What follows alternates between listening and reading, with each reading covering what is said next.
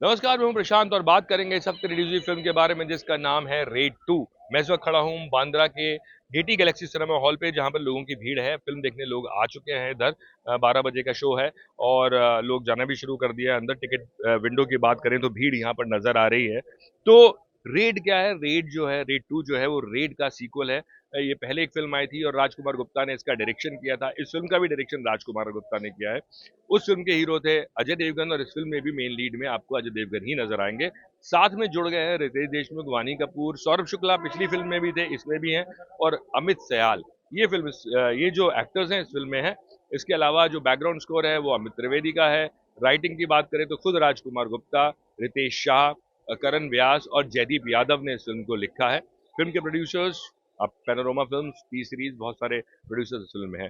अब बात करेंगे फिल्म की कहानी के बारे में। तो फिल्म की कहानी में यही होता है कि जो अमेय पटनायक अजय देवगन का किरदार है, इस बार उसका जो ट्रांसफर है वो कहीं और हो गया है। विलेन जो है वो बदल गया है। सौरभ शुक्ला की जगह इस बार विलेन है रितेश देशमुख, जिनके घर पर रेड पड़नी है। अभी जो रेड है ये कैसे पड़ेगी, क्या होगा, कितना एक्साइटमेंट बरकरार रहेगा, यही सब देखने के लिए आपको फिल्म देखनी है। लेकिन मैं अब आपको बताऊंगा इस फिल्म की खामियां और खूबियां। खामियां की जगह मैं बोलूंगा वीक पॉइंट्स, इस फिल्म के कुछ वीक पॉइंट्स, क्योंकि खामियां तो एज सच मुझे नहीं लगता, बट हाँ वीक पॉइंट्स है ये। तो पहली बात तो ये वीक पॉइंट पहला ये है क्योंकि रेड जो है वो लोगों ने पहले देख चुके हैं। अब ये आपको मालूम है कि फिल्म का नाम रेड है तो रेड ही पड़ेगी। और रेड जब पड़ेगी तो अब आपके लिए देखने के लिए ये रह जाता है कि रेड किस तरह से पड़ेगी। और वो रेड मारने का तरीका, पैसा निकालने का तरीका अगर ओवर द टॉप नहीं हुआ, बहुत ज्यादा एक्साइटिंग नहीं हुआ, तो आपको मजा नहीं आएगा। तो पहला थोड़ा सा खामी या वीक पॉइंट वो यही है कि बतौर दर्शक आपको ये मालूम है कि रेड पड़ेगी, तो वो एक एक्साइटमेंट लेवल आपका, मैं कहूंगा, या प्रिडिक्टेबिलिटी आपको पहले से मालूम, पूर्वाभास है आपको कि फिल्म में क्या होने वाला है। तो ये एक पहला वीक पॉइंट। दूसरा वीक पॉइंट इस फिल्म का ये है कि इस फिल्म में कुछ किरदार जो है वो सहूलियत के किरदार हैं जो लिखे गए। अब सहूलियत के किरदार किस तरह से, मैं बोलूं कि मुझे मालूम है कि अगर मुझे ये चीज सॉल्व करनी है या इस कड़ी को मुझे कैसे जोड़ना है, तो मैंने एक किरदार पैदा कर दिया और वो किरदार बहुत आसान सा लगा मुझे। उसका रोल भी मुझे, या वो कहानी का पोर्शन मुझे आसान लगा। और मुझे लगा यार ये तो सहूलियत का किरदार या सहूलियत की लिखाई है।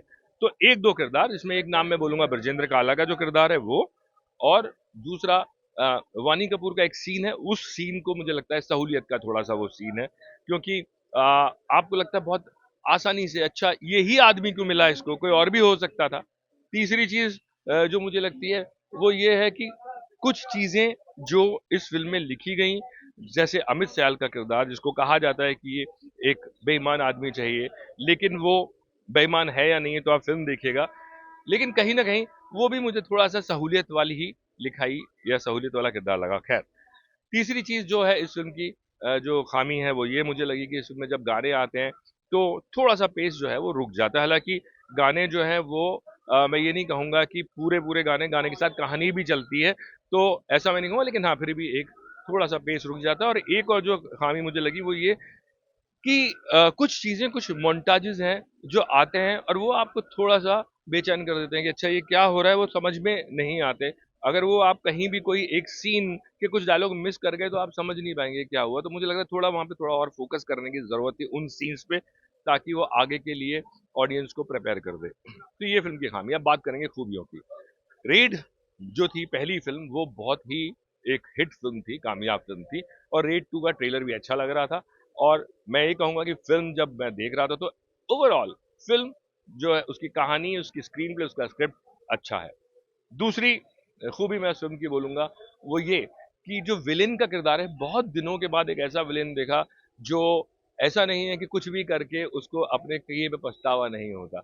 लेकिन ये एक विलेन जिसमें शेड्स हैं, जो खराब काम करता है, पॉलिटिशियन भी है, उसको जनता पूछती है, लेकिन वो अपनी माँ को पूछता है।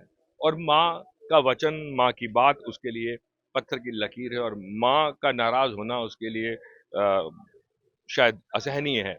तो इस तरह का मुझे लगा, इस तरह का शेड वाला विलेन मैंने बहुत टाइम के बाद देखा, और रितेश देशमुख ने कमाल का काम किया है। तीसरी चीज इस फिल्म में मैं बोलूंगा वो ये कि परफॉर्मेंसेस खाली रितेश की नहीं, सबकी अच्छी है। जो देवगन की जो परफॉर्मेंस है वो बहुत अच्छी है।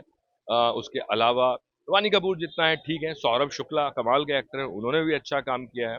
और जो खास तौर से अमित सयाल, अमित सयाल का यहाँ पर जिक्र करना बनता है कि वो जब भी आते हैं, जिस तरह का किरदार उन्होंने किया है, वो लोगों के चेहरे पे मुस्कुराहट बिखेरते हैं। अ, एक और जिस चीज़ की मुझे तारीफ करनी चाहिए वो है राइटिंग। स्क्रिप्ट और स्क्रीन प्ले नहीं, डायलॉग्स, वन लाइनर्स बहुत अच्छे हैं जो आपको हंसाएंगे भी, गुदगुदाएंगे भी। आपके मुंह से ताली, आपके मुंह से सीटी बजेगी और तालियां भी बजेंगी। तो राइटिंग भी अच्छी है। और जिस तरह से मैं कहूँगा कि राजकुमार गुप्ता की ये जीत है कि बहुत ही साधारण किरदार, जो ओवर द टॉप नहीं है। उनके कपड़े बहुत आम आदमियों जैसे हैं, उनकी बातचीत बहुत आम आदमियों जैसी है, उनका पूरा का पूरा सेटअप बहुत आम आदमियों जैसा है, लेकिन बावजूद उसके उन सीन्स में और उनके अभिनय में एक हीरोइज्म निकल के आता है।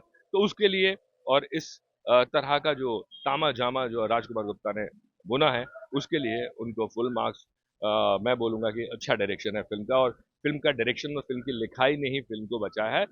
सिर्फ जो कमी कमजोर कड़ी मैं बोल रहा था वो ये है कि पैसा ढूंढने, पैसा मिलने के जो तरीके थे वो थोड़े और बेहतर हो सकते थे, और जो सहूलियत की जो राइटिंग है वो थोड़ी ना होती तो बेटर होता। तो कुल मिला के मैं कहूंगा ये फिल्म आप देख सकते हैं। मेरी तरफ से इस फिल्म को 3.5 स्टार।